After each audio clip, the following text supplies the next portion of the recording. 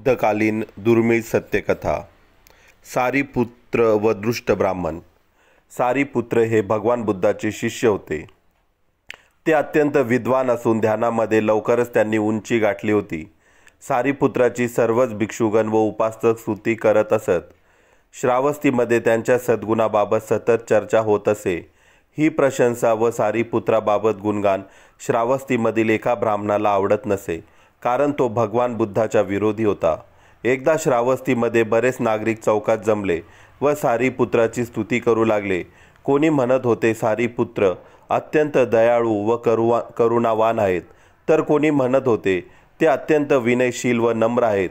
त्यापैकी एक जण म्हणाला, त्यांना शिव्या दिल्या तरी राग येत नाही.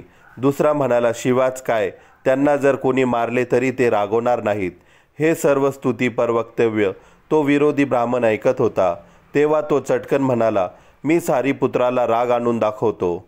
सर्व लोक त्याच्याकडे पाहू लागले, परंतु त्याने त्या सर्वांना आव्हान दिले की मी आजच तुम्हाला याबाबत पुरावा देतो. कारण सारीपुत्र रोज भिक्षाटनासाठी त्या नगरात येत होते. स्थवीर सारीपुत्र जेव्हा भिक्षाटन करून परत निघाले, तेव्हा तो ब्राह्मण हळूहळू त्यांच्या मागे चालू लागला. ब्राह्मणाने त्यांना नकळत मागून लाथ मारली. सारीपुत्र पुढे ढकलले गेले, तरी स्वतःला सांभाळून ते पुढे चालत राहिले. त्यांनी मागे वळून सुद्धा पाहिले नाही, जसे काही घडलेच नाही. सजगतेने पुढे चालू लागले. भगवान बुद्धाचे शिष्य सतत चालताना हातात ध्यानाचा दिवा असल्यासारखे चालत. तो दिवा विझू नये असा भिक्षूचा व भगवान बुद्धाचा नियम होता. जेव्हा त्या दुष्ट ब्राह्मणाने सारीपुत्राला लाथ मारली, तेव्हा त्यांना वाटले, बरे झाले, माझी कोणीतरी परीक्षा घेतली. मी ध्यानापासून विचलित झालो नाही.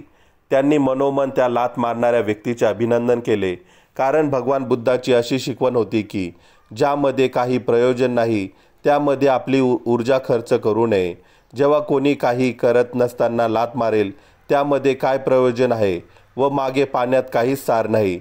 मारणारा असेल कोणी मूर्ख पागल व्यक्ती, मिथ्या दृष्टी असलेला, त्यामध्ये रस घेण्यासारखे काहीच नाही. चुकीचे पाहणे अनावश्यक आहे. अर्थहीन घटनेला पाहणे व्यर्थ आहे, कारण त्याची छाप आपल्या नेत्रावर पडते.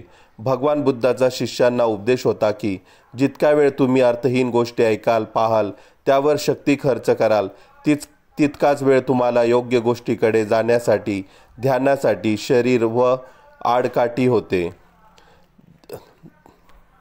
ध्यान शिखरावर जेवढे वर गेले तेवढे पडायची भीती असते.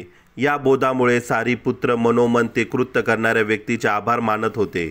इकडे लाथ मारणाऱ्या ब्राह्मणाची काय परिस्थिती झाली की त्याने स्वतः अनुभव घेतला, प्रत्यक्ष पाहिले व पश्चाताप झाला. त्याचे डोळे उघडले. त्याला विचार आला, असे जर शिष्य आहे तर भगवान बुद्ध कसे असतील. तो दृष्ट ब्राह्मण धावतच सारीपुत्राच्या पुढे गेला व त्याचे पाय धरून रडू लागला, याचना करू लागला, माफी मागू लागला. त्याला फार मोठा पश्चाताप झाला. त्याच्या डोळ्यातून सतत अश्रू ओघळत होते. करुणावान सारीपुत्राने त्याला लगेच उठविले व म्हणाले, तू काहीच केले नाहीस, उलट माझी परीक्षा झाली. मी तुझाच आभारी आहे. माझ्या मनात तुझ्याबद्दल आदरभाव आहे. तू विनाकारण पश्चाताप करू नकोस. तेव्हा त्या ब्राह्मणाला विश्वास वाटेना व तो म्हणाला, तुम्ही मला माफ केले तर आत्ताच माझ्या घरी जेवायला चला. त्यावेळी सारीपुत्र सहज जाऊन त्याच्या घरी जेवले, जसे काही घडलेच नाही. या घटनेची माहिती सर्व भिक्षू वर्गात वाऱ्यासारखी पसरली, परंतु इतर भिक्षूंना ते सारीपुत्राचे वागणे, ज्याने लाथ मारली त्याच्याकडे लगेच जेवायला जाणे, हे पटले नाही. त्या सर्वांनी मिळून हा प्रकार भगवान बुद्धांना सांगितला.